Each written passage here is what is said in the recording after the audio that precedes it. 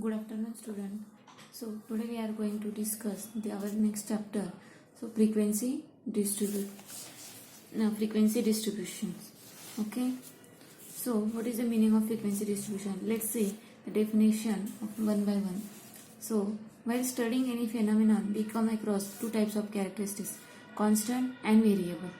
The characteristics which does not change, its value is considered as a constant. Okay, it means जिसकी value change नहीं होती, वो हमेशा एक ही रहती है, तो उसको हम क्या कहते हैं? Constant. Which does not change its value और nature is considered as a constant. For example, height of a person after 25 years of age, altitude of a certain place from a sea level etcetera. अब जो height दी है person की 25 years of as, मतलब उसकी जो as है 25 साल के बाद भी उसकी जो हाइट है वो क्या हो रही है? एक बार अगर हाइट आपकी बढ़ गई, आप बड़े हो गए और हाइट बढ़ना अगर ख़त्म हो गया, तो वो जो हाइट रहती है वो अपने पूरे साल में, मतलब वो चेंज नहीं होती, वो क्या रहती है? कांस्टेंट ही रहती है. आफ्टर 1 year, आफ्टर 2 years या after 25 years also the height of person remains same. Altitude of a certain place from a sea level. So these are the constant value. These values does not change. So it is considered as a constant. Some values are qualitative or some values are quantitative in nature and change their values. For example, examination result of a candidate can be recorded as pass or fail, which is qualitative. So pass और fail, examiner जो है candidate, ये पास है या fail है, तो ये क्या हो गया? क्वालिटेटिव. जो क्वालिटी बताता है, जो डिस्क्रिप्शन क्वालिटी बताता है, तो उसको हम क्वालिटेटिव बोलते हैं. और जो डिस्क्रिप्शन मतलब नंबरली हम बताते हैं, उसको 70% है, उसको 80% है, तो ये क्या होगा? क्वांटिटेटिव रिजल्ट हो गया. तो ये क्वालिटेटिव एंड क्वांटिटेटिव दो टाइप्स के रहते हैं. Candidates performance. So candidates performance as a percentage of marks, which is a quantitative variable. Okay, so in statistics involves the study of variable characteristics. Here we include the related necessary of definitions. So here some definitions are given. Let's see one by one. So first is attribute. So what is the meaning of attribute?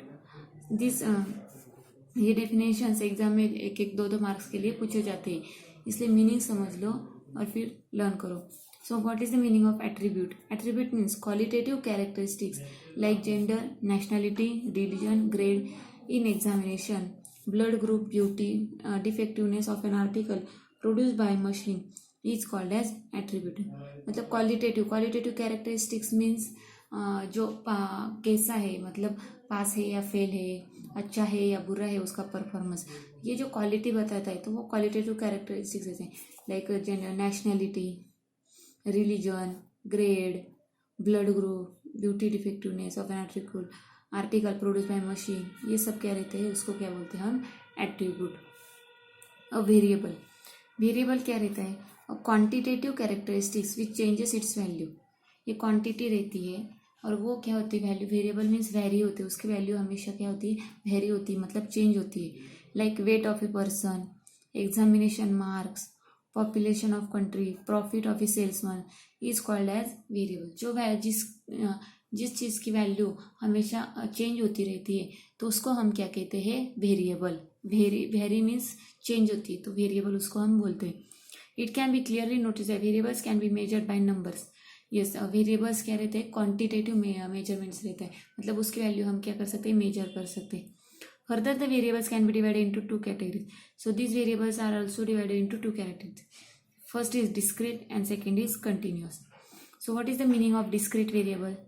A variable taking only particular values or isolated value is called as discrete variable.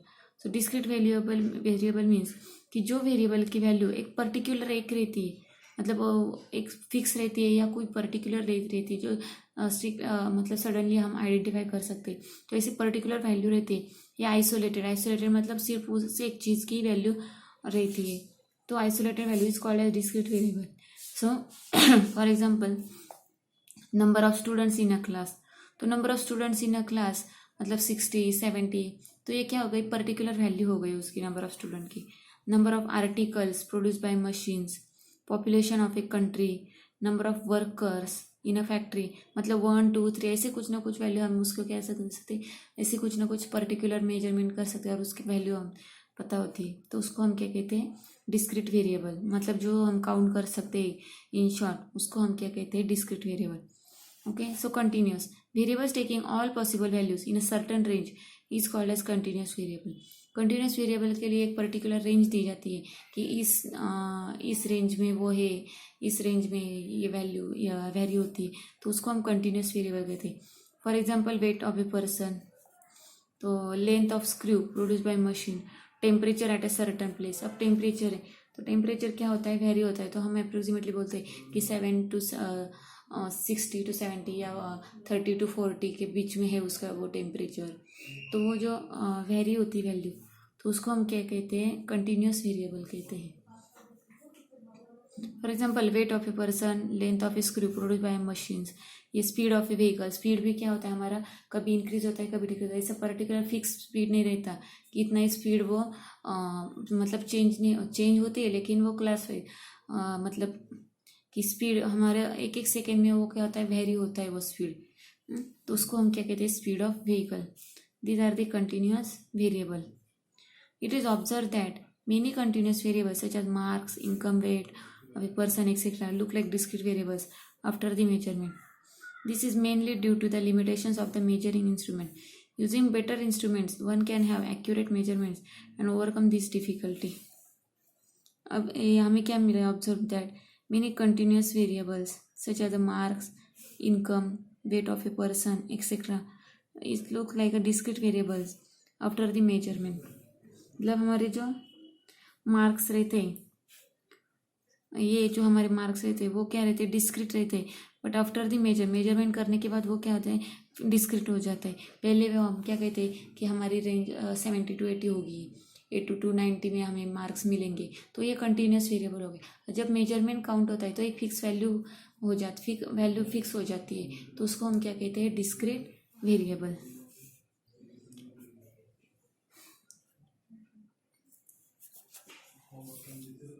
It is observed that many continuous variables such as marks, income, weight of a person look like discrete variables after the measurement. This is mainly due to the limitations of the measuring instrument. Using better instrument, one can have accurate measurement and overcome this difficulty. Okay, तो हम क्या observe करते हैं कि जो continuous variables रहते हैं, suppose marks है हमारे, तो मार्क्स पहले हम कहते हैं कि मुझे 70 to 80% होंगे, 90 to 95 बीच परसेंटेज होंगे, तो ये कंटिन्यूस वेरिएबल्स रहते हैं. मार्क्स, इनकम, जो वेट ऑफ पर्सन रहता है वो, लेकिन look like discrete variable after the variable, लेकिन काउंट करने के बाद उसको एक पर्टिकुलर वैल्यू आ जाती है, तो उसको हम क्या कहते हैं, discrete variable. This is mainly due to the limitations of the measuring instrument. Using better instrument one can have accurate measurement and overcome this difficulty. मतलब हम अगर अच्छे से एक्यूरेट मेजरमेंट से वो क्या करते हैं, हम डिस्क्रीट वेरिएबल में उसको हम मतलब ट्रांसफ़र कर सकते हैं. देखो डाटा, सपोज हमने कुछ डाटा दिया है तो उसमें कुछ वेरिएबल्स रहेंगे, कुछ कांस्टेंट रहेंगे.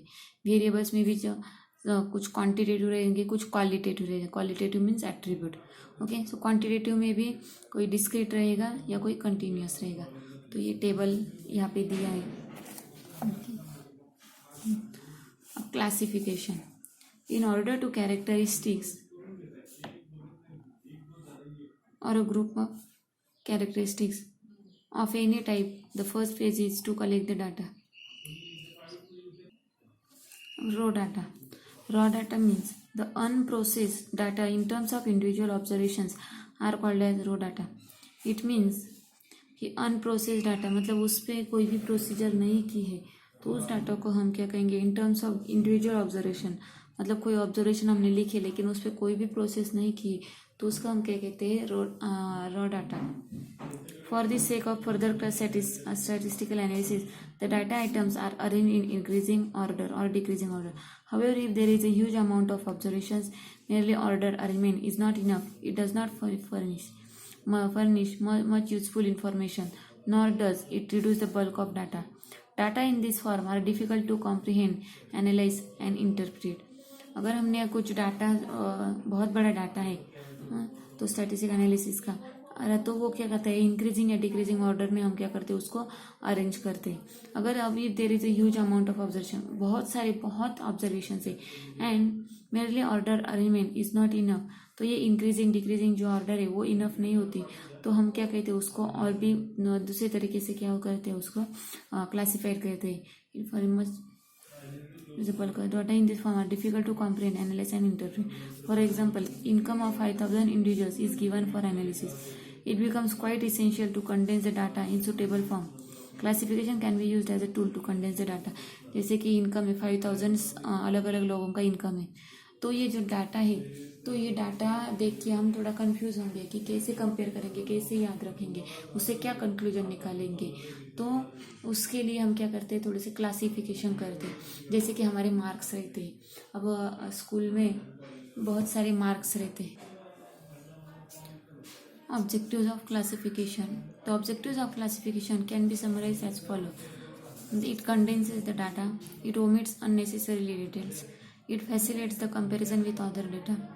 अब हम क्या करेंगे, मार्क्स के देख रहे थे कि अगर हमें मार्क्स, बहुत सारे बच्चे हैं स्कूल में और उनकी क्या किए, उनका रिजल्ट आया है, तो वो रिजल्ट देख के हम बहुत कंफ्यूज होंगे कि किसको 75 है, 70 है, किसको 80 है, कोई को 90 है, तो उससे हम क्या कंक्लूजन निकालेंगे.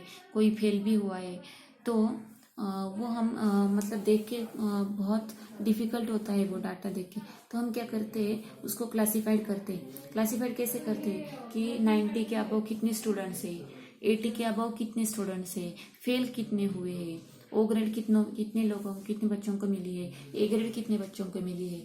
तो ये सब डाटा हम क्या करते हैं, क्लासीफाइड करते हैं पर्टिकुलर हिसाब से. मतलब जो फेल हुए वो बच्चे अलग, जो बच्चों को ओ ग्रेड या जो बच्चे 90 के अबव है वो अलग डाटा. कोई बच्चे जो बीच में है, मतलब 60 to 80 के बीच में है, तो वो कितने बच्चे हैं, एक पेपर में कितने फेल हुए, 2 पेपर में कितने बच्चे फेल हुए, तो ये सब क्लासीफाइड करते हैं हम, तो उसको हम क्लासिफिकेशन बोलते हैं. अब next is frequency distribution. Of frequency distribution, we proceed to study how the observations are classified and frequency distribution is formed. The procedure of classification of continuous variables differs slightly from that of a discrete variables. Okay, ये जो procedures रहती है of classification of continuous variables की differ slightly from that of discrete variables. So frequency distribution कैसे करते हैं, देखो procedure. Find the smallest and largest observation. First step is find the smallest and largest observation. Calculate the difference between them. हमें क्या करना है, smallest and largest observation find out करना है और उसकी डिफरेंस फाइंड आउट करना है. So difference is called as range. So range हम कैसे फाइंड आउट करते हैं कि largest observation minus smallest observation, so is called as range. Decide the classes. फिर हमें क्लासेस डिसाइड करते हैं, जैसे कि 10 to 20, 20 to 30, 30 to 40, 40 to 50. अगर रिजल्ट का हम डिस्ट्रीब्यूशन कर रहे तो 40 to 50 कितने स्टूडेंट्स है, 50 to 60 मार्क्स मिलने वाले कितने स्टूडेंट है, 60 to 70% मार्क्स मिलने वाले कितने स्टूडेंट्स है. तो ये जो सब डिस्ट्रीब्यूशंस रहता है वो क्लासेस हम डिसाइड करते हैं. Prepare first column of table by entering the class intervals. तो हम क्या करते हैं, फर्स्ट कॉलम बनाते हैं क्लास इंटरवल्स का. Classify the observations one by one in the appropriate class by putting tally marks in the second column against the corresponding class. Cross the observations from the original data to avoid double counting. मतलब हम क्या करते हैं कि appropriate class रहते putting tally marks in the second column against the corresponding class. Cross the observation from the original data to avoid double counting. हम जो भी ऑब्जर्वेशन हुए उसको हम काट करेंगे, क्रॉस करेंगे, तो वो डबल नहीं आएगा, इसलिए हम उसको क्रॉस कहते हैं. Count the tally marks and enter the number in the third column. तो टैली मार्क्स काउंट करना है और नंबर्स हम थर्ड कॉलम में क्या करना है, वो डालना है. अब देखो फॉर एग्जाम्पल, एक एग्जाम्पल दिए है. The followings are the scores in the intelligence test conducted for 80 candidates of a certain class. अब 80 कैंडिडेट्स है टोटल, और 80 कैंडिडेट्स का ये क्या है, इंटेलिजेंस टेस्ट है. अब इसका हमें फ्रीक्वेंसी डिस्ट्रीब्यूशन टेबल बनाना है. अब उसका लार्जेस्ट ऑब्जर्वेशन, हाईएस्ट ऑब्जर्वेशन या लार्जेस्ट ऑब्जर्वेशन कितना है, यहाँ पे 112 दिया है। 112 से ऊपर है क्या कोई? 120 भी है। 120 से ऊपर है क्या कोई? देखो यहाँ पे 124 दिया है, तो 124 हाईएस्ट है। हाँ, 124 से भी हाईएस्ट है क्या कोई? देखो 130 भी है, 130 के भी आगे 137 है। 137 नहीं, तो लार्जेस्ट ऑब्जर्वेशन क्या हो गया ये? 137। Okay, now smallest observation, largest observation is 137. So smallest observations, what is the smallest observation? Find it. 84, 84 से कम 83, 83 से भी कम 77, 77 से भी कम 64, 64 से भी कम है क्या कोई?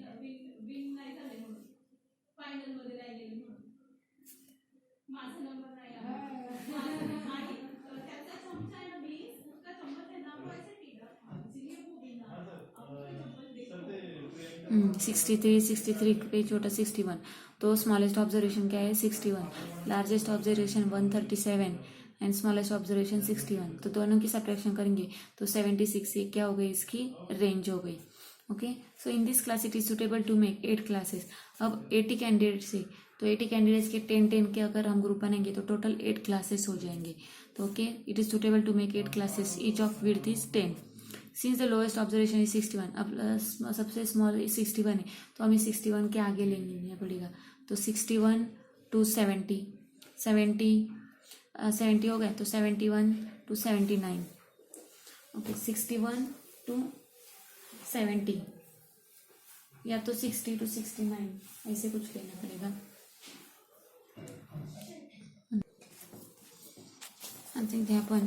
हमने क्या किया है कि 10 क्लासेस बनाई है, 60 to 69, 7 to 79, 130 to 139। ओके, अब हमारा यहाँ पे 3 कॉलम्स है, class intervals, tally marks and frequency. Class intervals में लिख लेती हूँ 60 to 69, 70 to 79, 80 to 89, 90 to 99, 100 to 100, 100 to 109, 110 to 119, 120 to 129, and 130 to 139. Okay, so our first observation is 112. Okay, so 112, so ये 112 इस ग्रुप में आएगा, तो उसको हम क्या कहेंगे? टैली मार्क्स, इसलिए 1 लाइन देंगे। बाद में हम 100,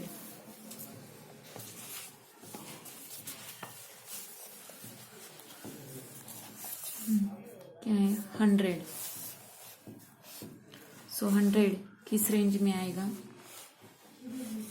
इस रेंज में, तो 1। बाद में है 84, 84 आएगा इस रेंज में, तो यहाँ पे 1। ओके, नेक्स्ट इज 103, 103 यहाँ पे आएगा। 120, 120 यहाँ पे आएगा। 108, 108 यहाँ पे आएगा। अगेन 91, 91 इस ग्रुप में आएगा। देन 119, सो 119,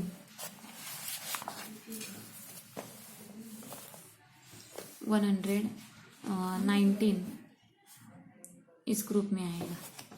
ओके, बाद में इज 106, सो 106 यहाँ पे आएगा।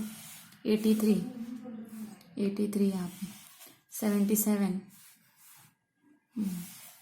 93, 86, 114, 126, 899, 129, 90, 84, 82, 82 इस ग्रुप में आएगा। लेकिन यहाँ पे 4 लाइन्स कंप्लीट हो गई, तो 5th लाइन को हम ऐसे क्रॉस करेंगे। ओके, 82 हो जाने के बाद 115, सो 115 यहाँ पे आएगा। 64, सो 97 यहाँ पे भी 4 लाइन्स खत्म हो गई, तो 5th लाइन के लिए हम क्या करेंगे, क्रॉस करेंगे. ओके 91. Okay then 116, 124. तो ऐसे हमें क्या करना है, एक एक नंबर्स लेने हैं और वो जिस ग्रुप में आते हैं उस ग्रुप में हमें एक एक लाइन डालनी है. और 4 लाइन्स होने के बाद 5th लाइन के लिए हमें क्या करना है, क्रॉस करना है. तो ऐसे हमारा क्या आ जाएगा, ये टैली मार्क्स का टेबल आ जाएगा. अब यहाँ पे फ्रीक्वेंसी मतलब ये काउंट करना है, यहाँ पे कितनी लाइन्स है, 1 2 3, तो ये 3 आएगा. अभी कितनी लाइन्स है, ये टोटल 4 लाइन्स है और ये क्रॉस की हुई 5, तो ये 5 का एक ग्रुप हो गया. और ये 2, 5 + 2 7, 5 5 10 15 + 1 16, 5 10 15 20. ओके तो यहाँ पे सब नंबर्स लिखने हैं और टोटल काउंट करेंगे तो हमें ये 80 ही मिलेंगे, क्योंकि हमारे 80 कैंडिडेट्स है. So number of observation in a class is called as frequency और क्लास फ्रीक्वेंसी. ओके सो ऐसे हम क्या करते हैं, ये फ्रीक्वेंसी डिस्ट्रीब्यूशंस. कल हम क्या देखेंगे, methods of classification. So inclusive method and exclusive methods. Okay thank you.